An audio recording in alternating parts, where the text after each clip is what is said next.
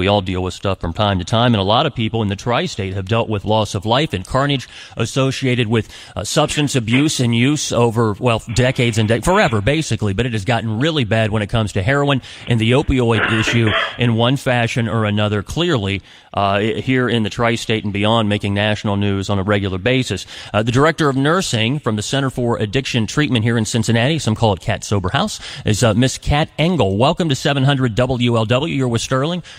How bad has this gotten, or has it gotten better, this issue with either synthetic opioids, heroin itself, or any other litany of issues associated with it in 2016 as we wrap down the year? I think a lot of us want to look back and see exactly how we're doing, good or bad. Hello? Hello? Hi. Are we better or worse in 2016? Worse. Well, that's a real solid, straightaway answer. Yeah. We've been talking about this now, it seems like, for a good number of years, and you deal with it on a regular basis. I mean, you were one of those. Was that a horrible situation where you had a number of people in a vehicle on the freeway that had been pulled or felt like went nodded off or whatever else after shooting up, and you sort of stopped and were able to lend a hand? So sort of lay some ground here and background on that circumstance before we start getting into the nuts and bolts of maybe treatment and improving people in a very difficult time of year for many with substance issues. You were on the way to work when this thing happened, or what? No, I was on the way home. Way home, okay. Yeah. You know, I'm a nurse, and I saw what I thought might have been a car accident, so I just stopped to help out, and it didn't end up being a car accident. It was a father and a son who had overdosed. So I rendered assistance until medical squad got there and were able to get them to the hospital, and they both did subsequently live. So, you know, I mean, it's a pervasive and horrible problem. It is, and it doesn't discriminate. It's not a moral failing; it's a medical disorder. So we don't have we have to treat it as such. We have to look at it that way, and get folks into treatment and start dealing with the subject of addiction without the stigma of, what caused this and whose fault is it. How big is that stigma? Because the first thing out of your mouth when describing it is that it is not a moral fiber issue with an individual. It's something more. Director of Nursing, Ms. Kat Engel from Center for Addiction Treatment here in Cincinnati with Sterling on the big one. That's the first thing as you describe it, is it's not a moral failing. So how big of a weight is that on most people's minds and souls? I say it's huge. It's a huge issue. I see folks when they're coming in, and a lot of times they say things like, I should be able to do this on my own. They don't want family members maybe to know they're here. They're embarrassed that they're here. Maybe they're here for the second or third time. It's like I said, it's a medical issue. If your family member had cancer, you wouldn't try to take care of that on your own. You would go, you would seek treatment, you would look, you would investigate, you would look for the best and how do you treat this and what do we do with this? And unfortunately, we tend to see someone with an addiction issue as less than. We don't put it in that same category as a medical issue. We see them as less than in society. So therefore, we don't put the emphasis on treatment. We see it as, they have this moral failure, this weakness that causes them to do this. So therefore, why do we spend money on Narcan or those sorts of things?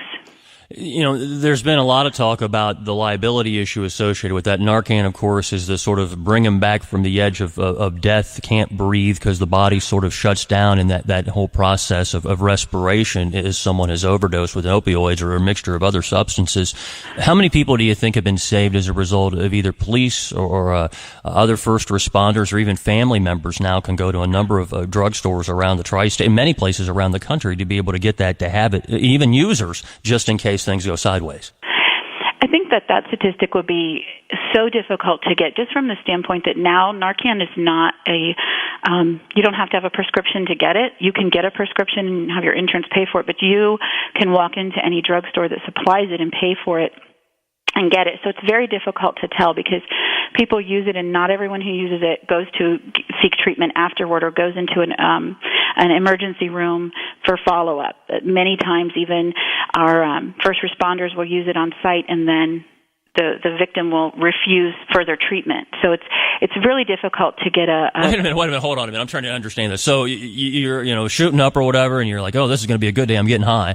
And then it goes off the rails and you could be dead. And then somebody either close to you because you have the Narcan, or maybe a health professional comes there. They give you a little shot of that. You come to. I know from experience and people who are in the business as EMTs and so forth, even cops who have told me that people will often get mad and aggressive and really hacked off, that somehow you ruin their high because it sobers them up, literally, as it wakes them up, right? Yeah. And then, though, they survive this near-death experience, and then they're like, nah, I'm going to ride this out. I got to go get high again. I don't need to go be looked at closer at the hospital. That's hard for me to wrap my brain around, but I guess that's because I don't have the same type of problem, right? Right. So let's go back just for a minute to that moral failing, and let's go back to that stigma and embarrassment. So many times people don't say, this is going to be a good day because I'm going to get high. It's more often, I need to get high so I don't get sick. It's more often, I need to get high. It's more of a survival mode. So therefore, they're afraid of that, what's commonly called dope sickness, and we see it when they're coming in here. So it's a survival mode. And then, so now you're going to take me in and you're going to force me to get treatment. I don't want any part of that. Because there's fear, there's stigma, there's so many pieces that play into that. And the wanting of getting help, whether it's alcoholism or abuse of other substances, not just opioids, it is about an individual. I mean, what is the stereotypical term? Hitting bottom, where they go, oh, this isn't working. Sure. And they have to decide that. You can't just force someone into it, even if they're in prison or they've lost people close to them or ruined relationships or started to end up selling themselves, or, we've seen houses of one type or another all over the tri-state that are vandalized. People steal anything they can to sell for whatever bit of money they can to be able to find that next high so they don't end up, as you described it, dope sick. Director of Nursing, Ms. Kat Engel from Cincinnati's Center for Addiction Treatment, with Sterling on the big one in for Willie. What is the first thing that you would tell someone who has a family member who is dealing with this right now? These are high-stress times during the holidays. Oh, absolutely. First thing that you have to remember is you didn't cause this. So many times, I'm a parent, and so many times when our children do anything in a negative or positive light, we tend to want to take credit for that. If it's good, we tend to think we are a great parent. If they do something that's not so good, we tend to think, where did I fail? Well, you didn't cause this disorder. You can't cure it. Therefore, you've got to get help. You've got to get help for yourself. So I always encourage parents to start looking for help for them so they can understand this as a disease. We have support groups. Some actually meet here at Kat.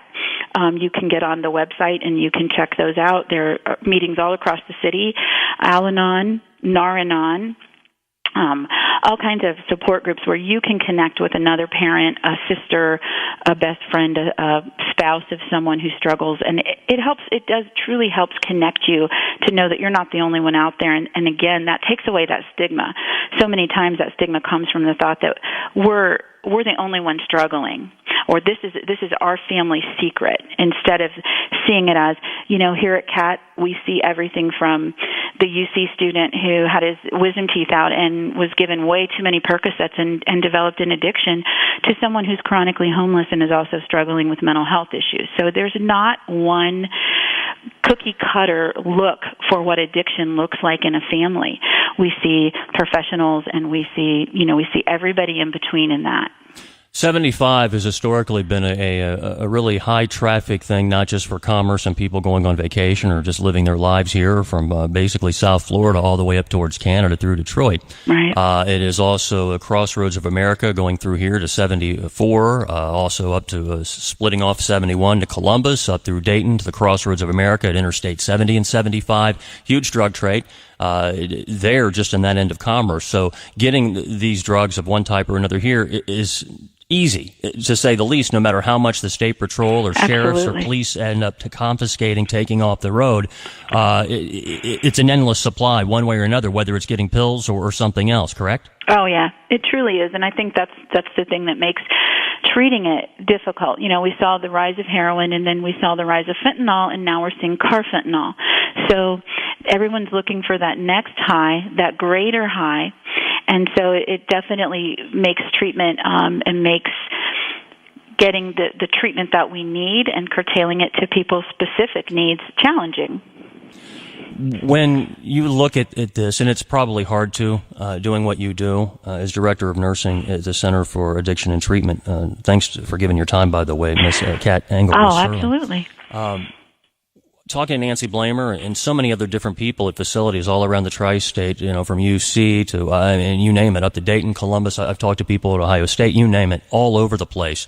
The continuing problem, whether it's family members or individuals suffering sometimes, whether it's an issue of means and having the ability to afford treatment, or just to find places where there are beds, has been an issue the last couple of years. Are we in better shape or worse shape with availability of access to treatment, regardless of cash? It's still very, very challenging because for many, many reasons. The stigma that I talked about, the ability to raise funds for nonprofit organizations, all of that can create, challenges to get people in, to make sure that they're being treated in the best facility for them, in the safest manner for them. So it's like you just said it perfectly. This is not a problem just in the Cincinnati area, the Hamilton area. It's Dayton, it's UC, it's all over, and it definitely is a challenge to find bed space for these folks. It definitely is.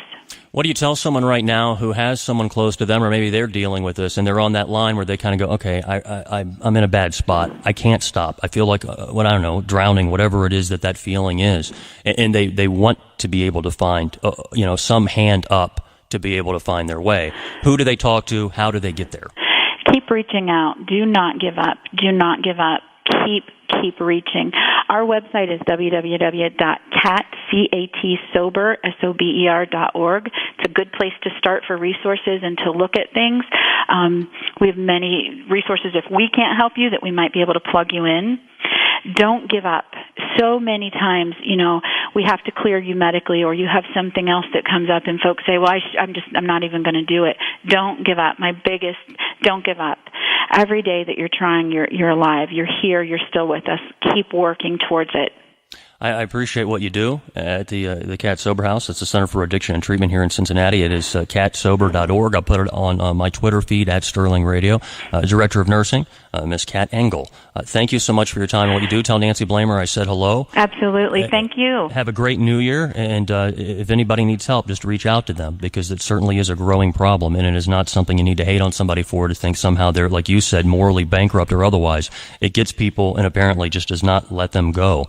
And it's a constant battle, from what I understand, talking to addicts who have recovered and been even sober for decades, frankly, tell me that they constantly, randomly still get that itch and that need.